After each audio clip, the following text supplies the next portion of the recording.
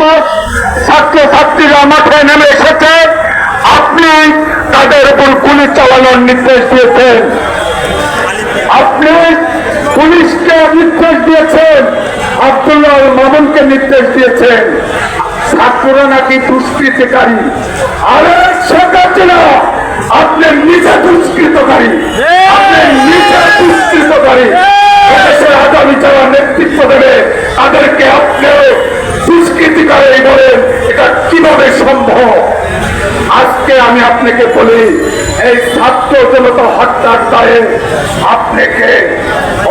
আপনার নামে মামলা হচ্ছে, আরো মামলা হবে। এই মামলার মাধ্যমে ভারতের কসাই মোদীকে আমরা বলতে চাই, হেফাজত হত্যাকারী, সেনাবাহিনী হত্যাকারী এবং তরুণ সমাজ, ছাত্র সমাজকে হত্যাকারী খুনি শেখ হাসিনাকে অনীতি বিলম্বে বাংলাদেশ সরকারের কাছে ন্যস্ত করতে হবে, তার বিচার হবে। আন্তর্জাতিক আদালতে শেখ হাসিনার নামে অলরেডি বিচার সংগঠিত হয়েছে। আর শেখ হাসিনার লাইসেন্সাররা বিভিন্ন মন্ত্রণালয় থেকে যখন শেখ হাসিনার লাইসেন্সাররা পলাইয়ে দেয়, আর সেই জায়গায় স্বাস্থ্য বিভাগে হাজার হাজার ডাক্তারকে আপনি চাকরিচ্যুত করে পদোন্নতি করে আপনি তাদেরকে অপসারণ করে আপনার লাইসেন্সাররা গাড়ি নিয়ে ডিসি অফিসের আশেপাশে ঘুরে হাত ঠোকর খোঁজে অফিস করবে, পুলিশের কত সাহস পাবে?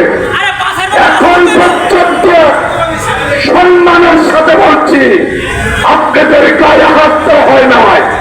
আমরা শিক্ষিত সমাজ, আমরা ডাক্তার সমাজ, আমরা আপনারা অপমানিত হন এটা চাই না, কিন্তু শেখ হাসিনার দুর্নীতিকে প্রশ্রয় দিয়ে আপনি এই অফিসে অফিস করবেন, আর ছাত্র জনতা, চিকিৎসক সমাজ, টেকনোলজির সমাজ হাতে চুরি করে বসে থাকবে।